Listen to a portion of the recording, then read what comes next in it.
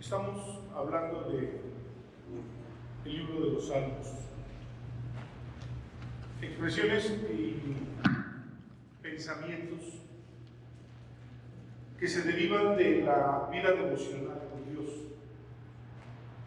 que se derivan de una experiencia personal y de una revelación de Cristo en la vida de los salmistas. El salmo que hablaremos hoy es el Salmo 20. El Salmo 20 es un salmo que nos enseña cómo buscar a Dios en el día del conflicto. La vida del ser humano está cargada de conflictos, de problemas, de necesidades.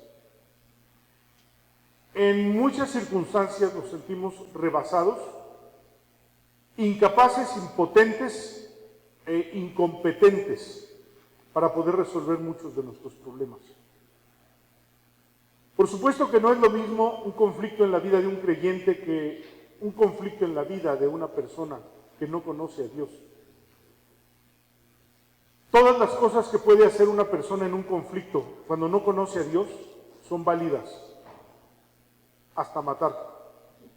¿En qué sentido válidas? Es decir, se justifican por su naturaleza y su pecado. Entendemos por qué la gente mata, por qué la gente asesina.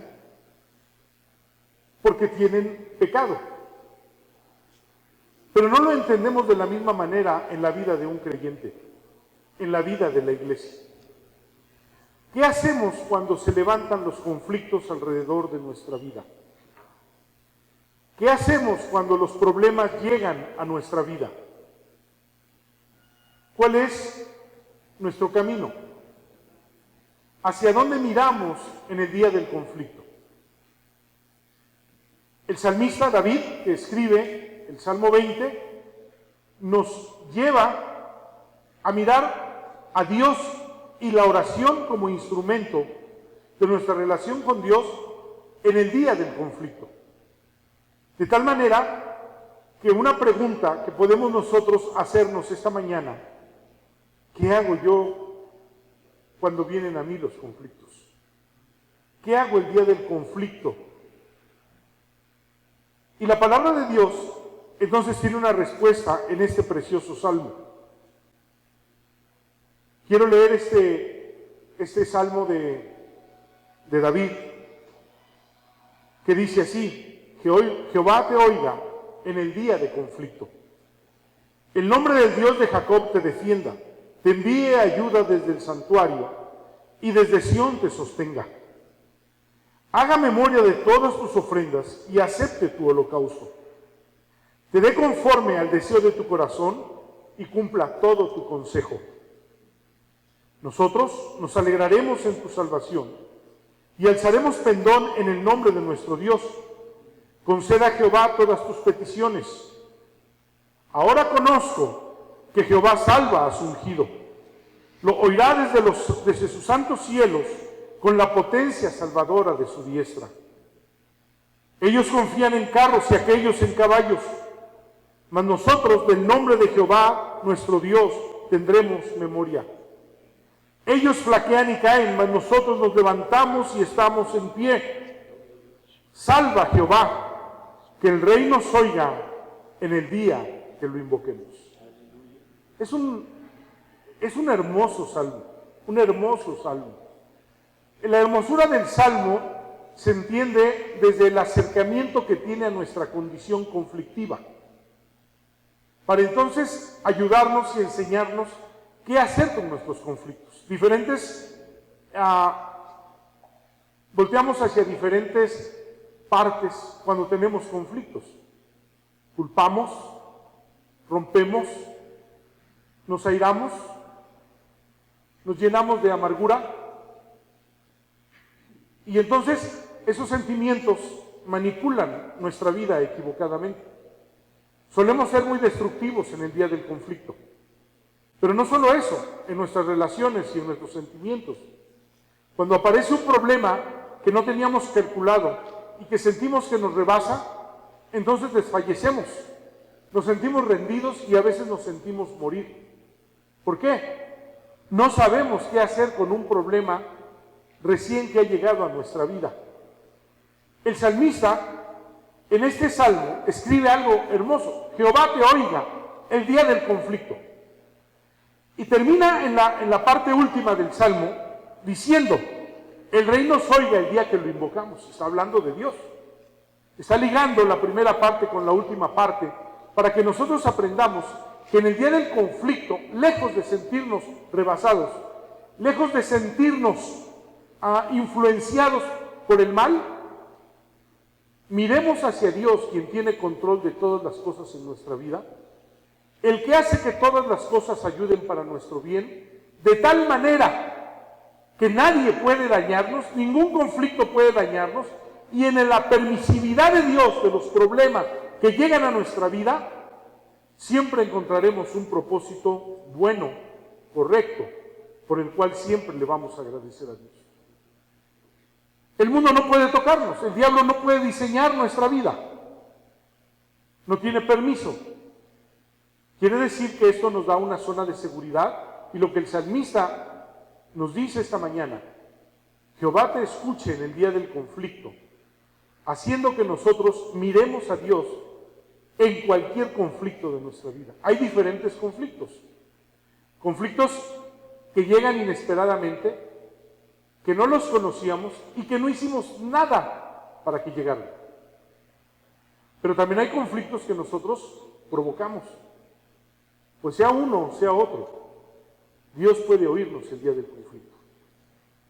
Este salmo tiene una característica muy interesante, porque la forma como está escrito, entendiendo que los salmos son himnos, es como si fuera un himno coral, porque hablan distintas voces que participan en la oración para una batalla, y enfoca el salmo en una oración. Esto nos enseña cómo es una oración el día del conflicto.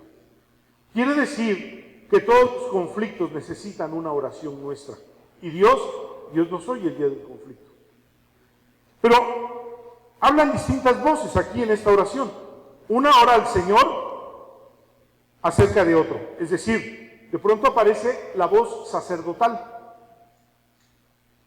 El rey, que era David, y que era quien dirigía las batallas de Israel, seguramente este salmo fue hecho en las batallas de Israel, en alguna batalla donde David acostumbraba a orar para pedirle a Dios su dirección en medio de las batallas. Y en esa oración que David hacía, se involucraba el pueblo, llamaba al pueblo a la oración. Y entonces la primera voz que tiene el salmo es la voz del sacerdote, porque aunque la petición la tenía el rey David, el sacerdote tenía una función delegada por Dios. En la Biblia existe la bendición sacerdotal, la bendición apostólica. En el capítulo 6 del libro de Números, Dios le dice a Moisés, así le dirás a Aarón que ore y que bendiga al pueblo. Y aquella oración de Números, que es la bendición arónica, la bendición sacerdotal, tiene mucho que ver con eso, se parecen mucho. Sin embargo, aquella era meramente una bendición, aquí es toda una oración. Y entonces el sacerdote entra en la primera parte de esta oración diciendo, Jehová te oiga en el día del conflicto. El nombre del Dios de Jacob te defienda, te envíe ayuda desde el santuario y desde Sión te sostenga. Haga memoria de todas tus ofrendas y acepte tu holocausto. Te dé conforme al deseo de tu corazón y cumpla todo tu consejo. Los primeros 4 versículos, la voz de esta oración es del sacerdote. Pero llama la atención que el escritor del Salmo es David, pero David arma como distribuyendo las diferentes responsabilidades en un conflicto, ¿cómo vamos a orar? Y era muy importante la parte sacerdotal, porque el sacerdote se hacía un representante de los hombres ante Dios, de tal manera que él podía llevar a Dios la necesidad del hombre. Y en esa parte entendemos nosotros la parte intercesora. El sacerdote tenía un pectoral y en el pectoral las 12 tribus de Israel las llevaba aquí, donde siempre las presentaba delante de Dios. Y el sacerdote está orando de esa manera a Dios en la petición que David tenía por una batalla que había que librar. Pero en ese tiempo la batalla de Israel era una batalla de todo el pueblo, porque como le fuera a Israel en la batalla, le iba a todo el pueblo. Y entonces de pronto cambia otra voz, y en lugar de hablar en manera singular, ahora habla en el plural, y está hablando el pueblo. Nosotros nos alegraremos en tu salvación y alzaremos pendón, bandera, en el nombre de nuestro Dios. Concede a Jehová todas tus peticiones. Habla el rey. Ahora conozco que Jehová salva a su ungido. Lo oirá desde sus santos cielos con la potencia salvadora de su diestra. Estos confían, hablando de los otros pueblos, en carros y aquellos en caballos, mas nosotros, del nombre de Jehová nuestro Dios, tendremos memoria. Y luego, ellos flaquean y caen, mas nosotros nos levantaremos y estaremos en pie. Salva Jehová, que el rey nos oiga el día que lo invoquemos. Y entonces, es un canto a 3 voces, donde participan 3 partes. El rey que tenía el conflicto, que era el responsable, el sacerdote que tenía la responsabilidad de bendecir, de apoyar y de interceder, y el pueblo que unánime levantaba su voz y se unía a una oración conjunta delante de Dios. Tiene algunas características interesantes este salmo.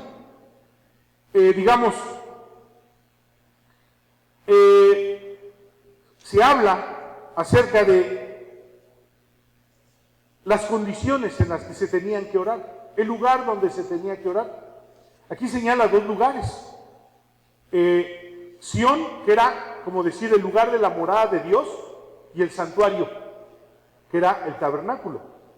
Menciona el tabernáculo. ¿Y por qué se tenía que orar en el tabernáculo? A diferencia nuestra hoy en la iglesia, que dice que oremos en todo lugar.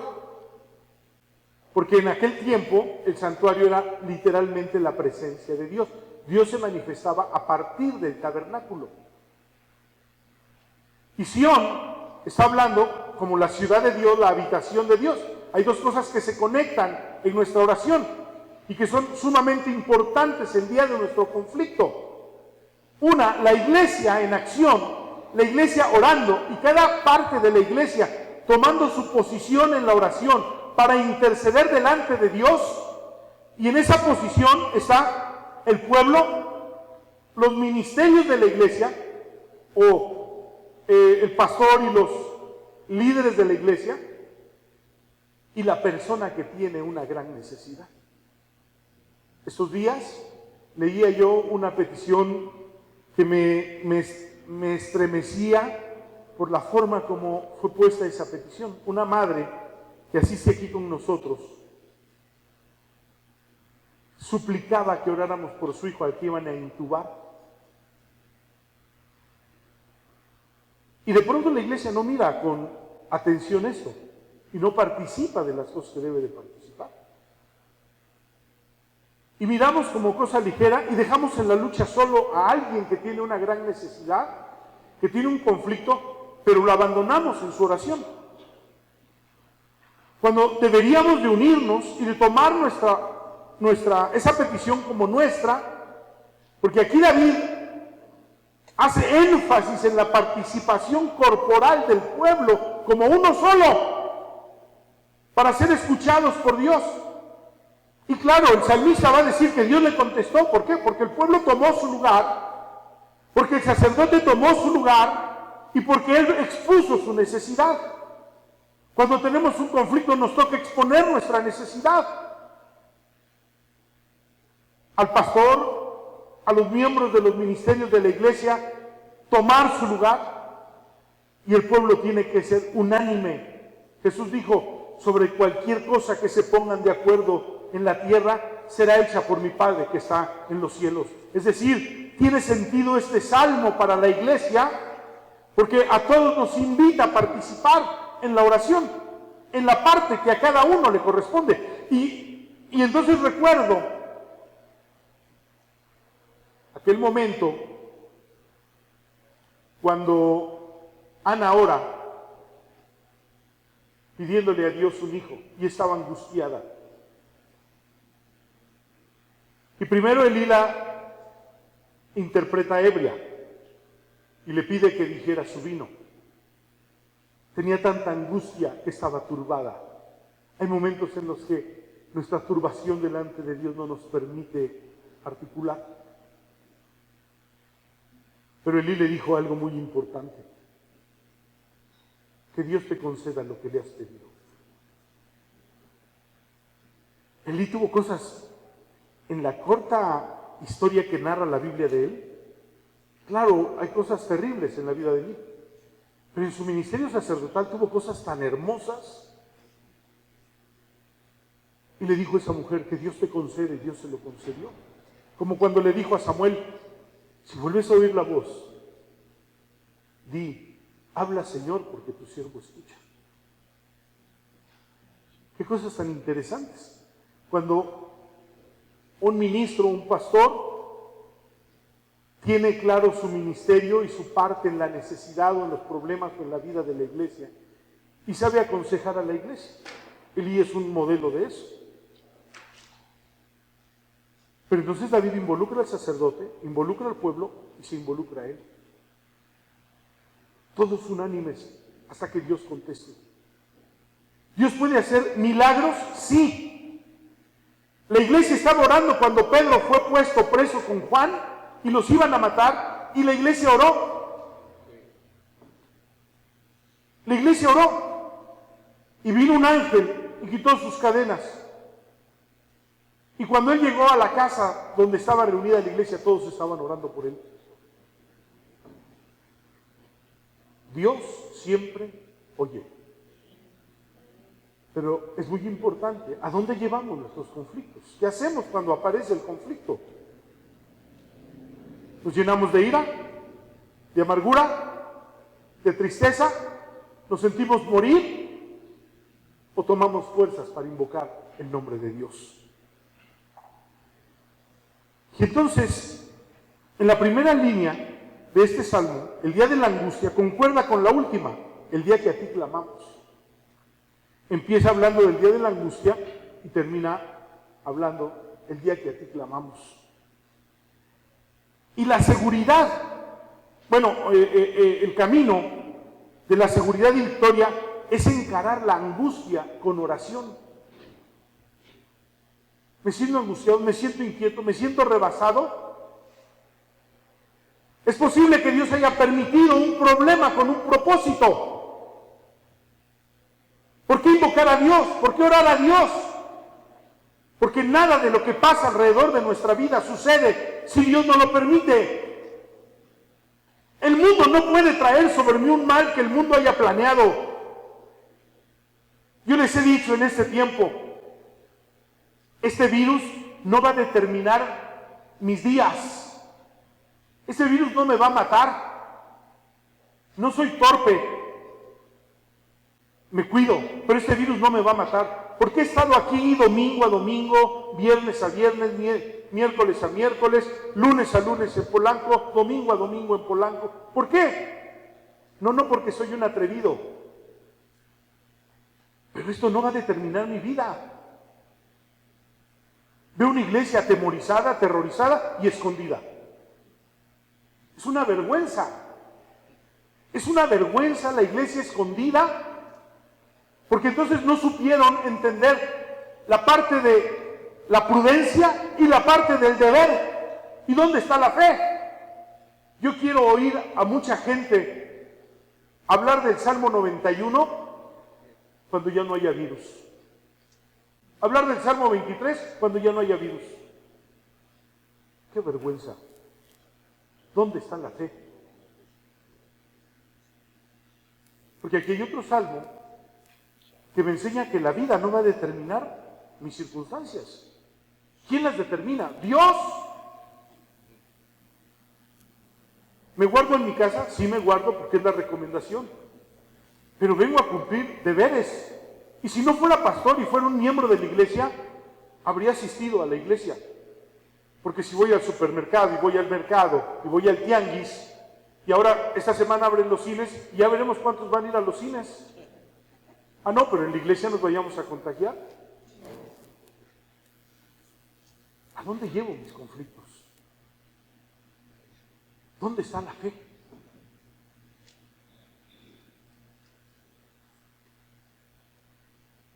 El camino de la seguridad y la victoria en un conflicto es encarar el conflicto con oración. Y lo segundo es que la oración tiene fe. Porque ellos oran aquí, porque Dios oye. Porque ellos oran aquí al Dios que conocen. Y eso es fe. Yo sé que Dios me oye. Ahora, la fe aquí es puesta en que el pueblo ore en función de los sacrificios y los holocaustos que Dios había establecido. Haga memoria de tus holocaustos, acepte tus ofrendas, las queme. ¿Qué diferencia hay entre una persona que tiene un conflicto que no conoce a Dios y una persona que conoce a Dios? Que ellos no tienen fe, aunque dicen, Diosito, ayúdame.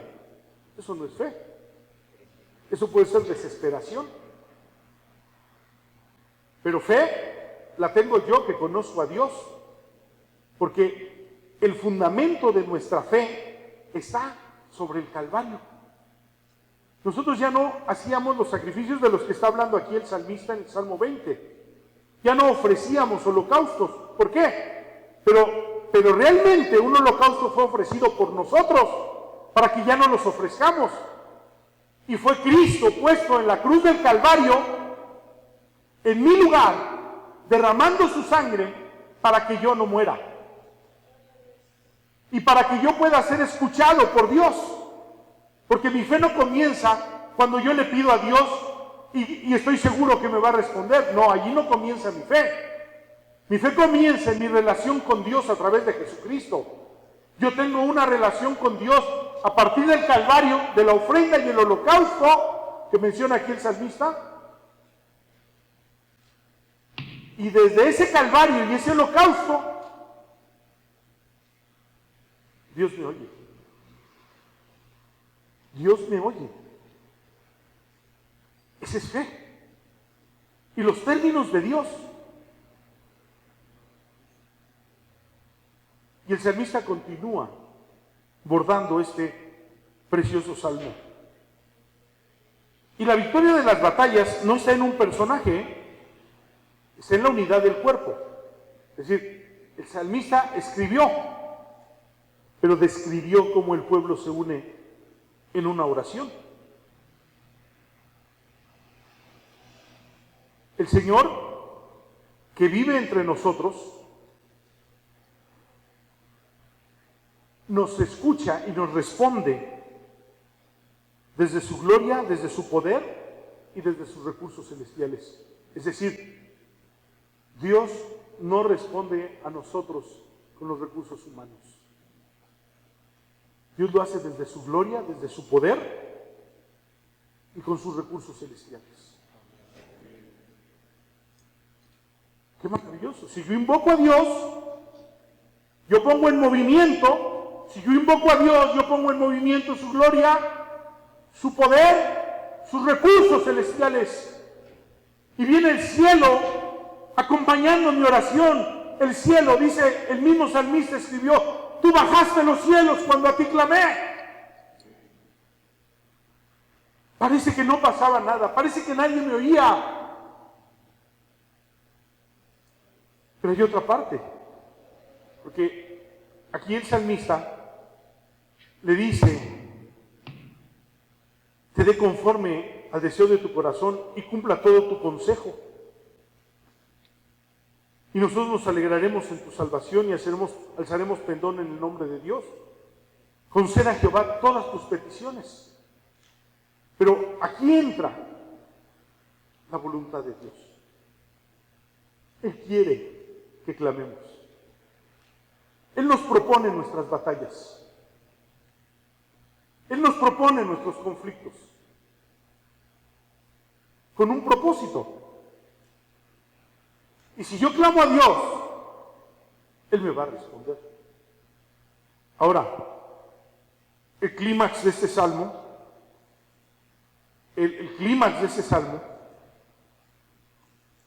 viene, la victoria no se logra por medio de los recursos terrenales, sino por medio de lo que el Señor ha revelado sobre quién es Él y su nombre en el que nosotros confiamos.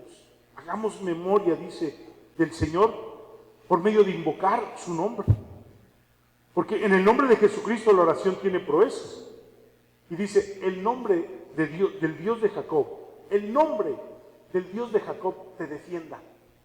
Pero aquí hay algo muy hermoso porque, digamos, está aquel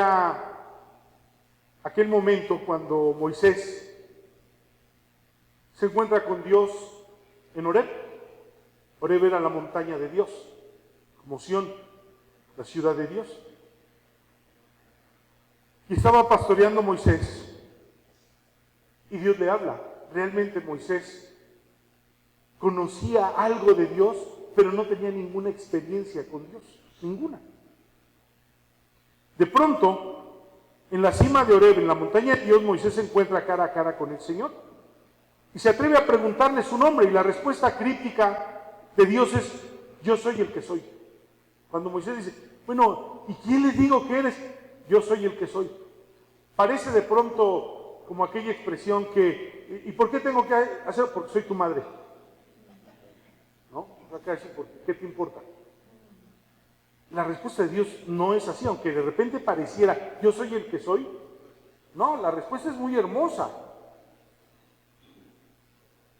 Porque Dios estaba llevando a Moisés a una experiencia que él no tenía ni la menor idea, que no sabía lo que iba a pasar. No conocía Moisés a Dios. Y entonces le dice, en el hebreo original, lo que Dios realmente le está diciendo a Moisés es: yo seré el que seré. No lo dice en el presente, lo dice en el futuro. ¿Por qué no lo dice en el presente? Porque en ese momento Moisés no tenía una percepción de Dios. Y el ser quien era Dios, para él, en ese momento, pues no tenía mucho sentido porque no lo conocía. Apenas iba a comenzar Moisés su experiencia con Dios. Pero en el original hebreo, que me cuesta mucho trabajo pronunciarlo, lo que Dios le dice es: seré el que seré. Es decir, me voy a revelar a ti. ¿Y qué le digo al pueblo? Que me voy a revelar al pueblo, que el pueblo me va a conocer. Por eso diles que seré lo que seré. Y eso es muy bello, es muy hermoso, porque los conflictos en nuestra vida nos llaman a una experiencia con Dios. Jehová te oiga el día del conflicto, que te invoquemos. ¿Por qué? Porque una experiencia que parece destructiva para nosotros, que parece nociva y que parece que nos lastima, se convierte en una experiencia de una revelación de Cristo en nuestra vida. Voy a poner el ejemplo del capítulo 19 de Job. Job estaba quejándose amargamente de sus amigos, pero se estaba quejando amargamente de Dios. Me encerraste en prisiones, le dice. Borraste mi memoria. Me alejaste de los que me amaban. me quitaste de mis amigos. Tenía una experiencia amarga, los conflictos en el proceso inicial, cuando no entendemos que debemos de invocar a Dios y no hemos conocido una parte de revelación de Cristo en medio de un conflicto, saca de nosotros una amargura. Pero mire qué hermoso. De pronto Job se está quejando de Dios, se está quejando de sus amigos, tiene amargura, y de pronto cambia y dice, yo sé que mi Redentor vive, y aún deshecha esta mi carne, mis ojos verán a Dios. Y entonces de repente dice uno cuando está leyendo el pasaje, ¿qué pasó aquí? ¿Cambió? No, es que Job estaba orando. Y Dios nos entiende. ¿Cuántas veces oramos y le reprochamos a Dios algo? Y pensamos que defraudamos a Dios. No, a Dios no lo defraudamos.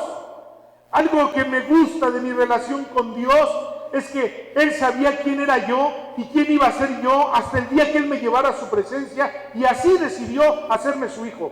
Me conocía. Yo no lo sorprendo. Él ya sabía quién era yo. ¿Ustedes creen que Dios no lo sabía? El Salmo 139 dice, mi embrión vieron tus ojos y en tu libro estaban escritas todas las cosas que después fueron, sin faltar una sola de ellas. Y vino Joel y se arrepintió y le pidió perdón a Dios, y Dios lo hizo su hijo. Pero cuando Dios me hizo su hijo, sabía quién era yo.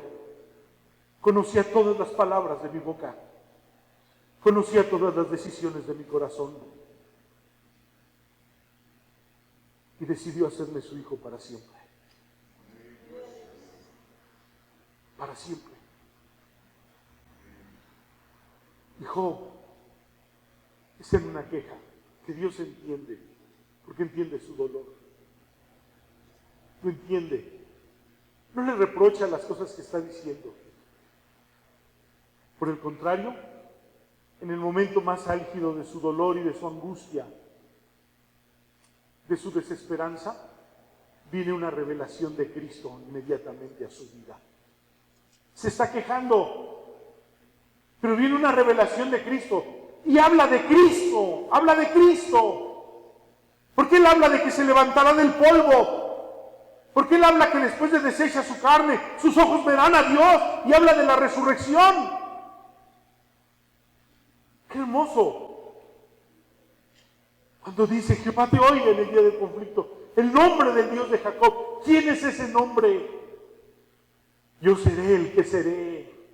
Yo seré el que seré. En un conflicto, en un problema, yo seré el que seré, porque me vas a conocer. Porque yo me voy a revelar y yo haré una obra perfecta y completa, porque seré el que seré.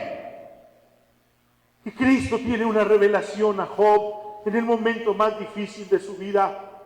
Y la revelación que tiene es que Cristo se levantaría del polvo y que aún deshecha la carne de Job, aunque él muriera, sus ojos iban a ver a Dios. Un conflicto, un problema, tiene algo de Cristo para nosotros.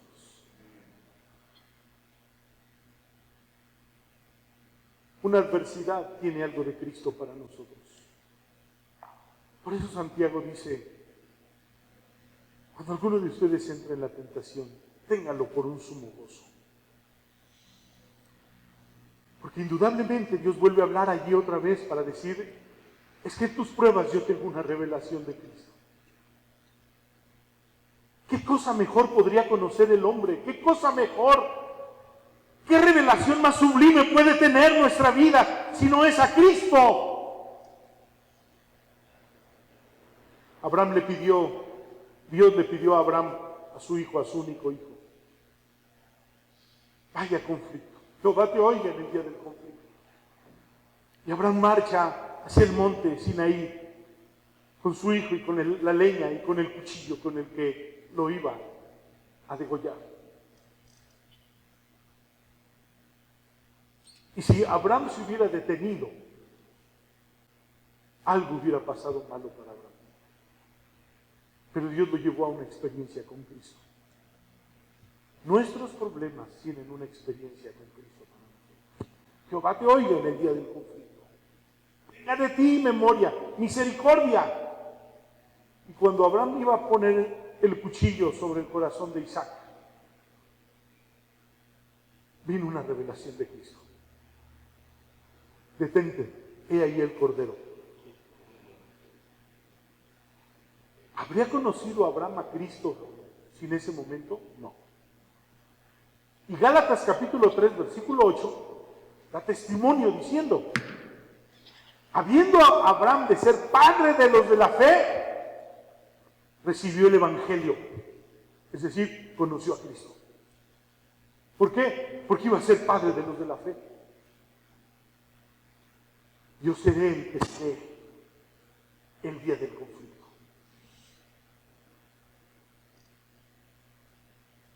No le temamos a nuestros conflictos. Ellos tienen una revelación para nosotros de Cristo. Y entonces, esa palabra, el mensaje es que la naturaleza de Dios es para siempre inmutable. Yo seré el que seré. Las circunstancias no lo cambian.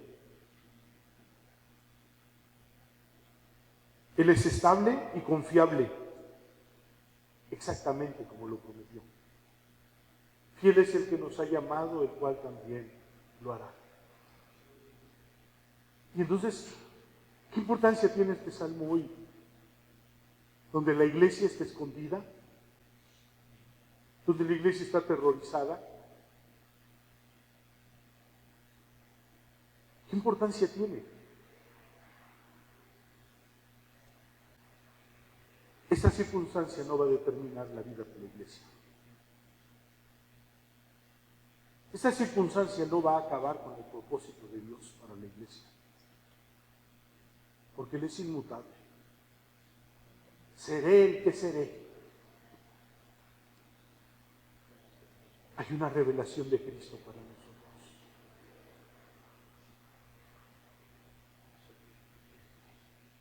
Y termina este precioso salmo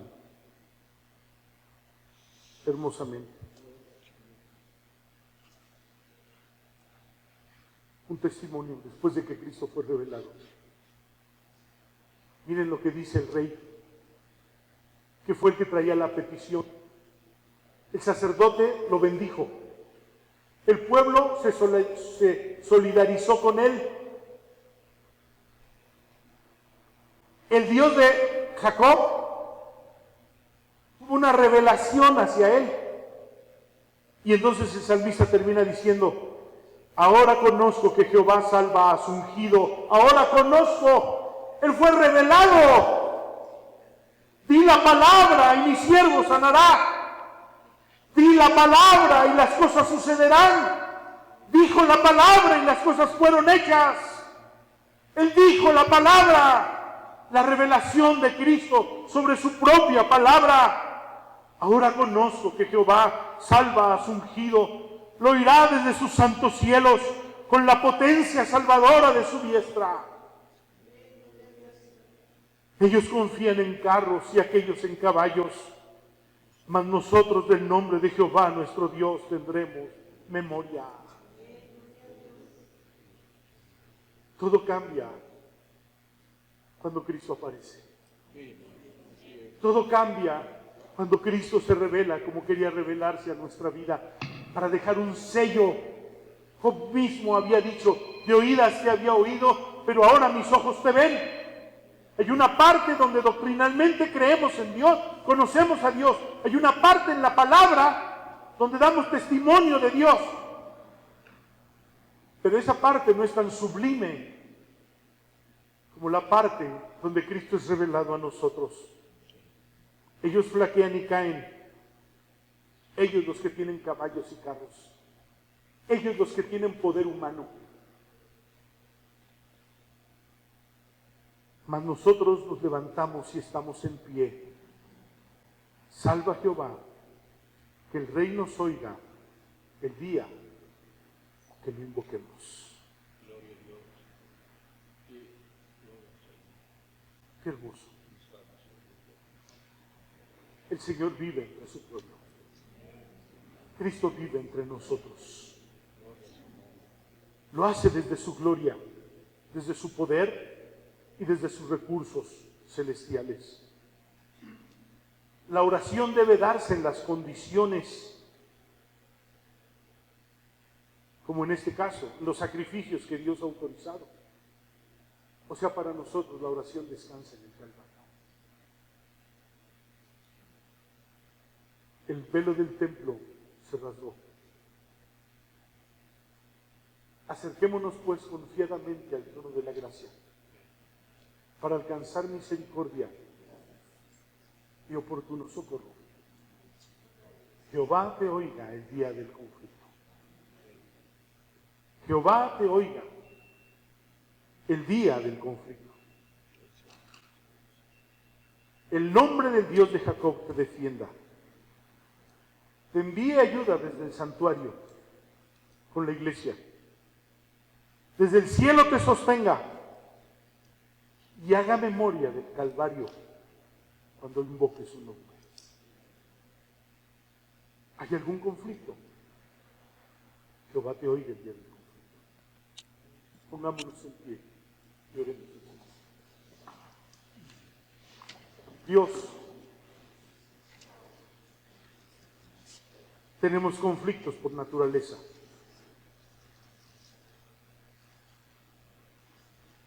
Pero tu palabra dice que todas las cosas ayudan para bien a todos los que te aman, conforme a tu propósito. Nuestros conflictos no están hechos para destruirnos. Nuestros conflictos no van a cambiar tus planes. Tú eres inmutable con nosotros. Dios, revélate a cada creyente en medio del conflicto y que hagan memoria del Dios de Jacob. Bendice a tu iglesia. Arranca todo temor. Quita todo temor. Y cumple tu propósito en nosotros. En el nombre de Jesús.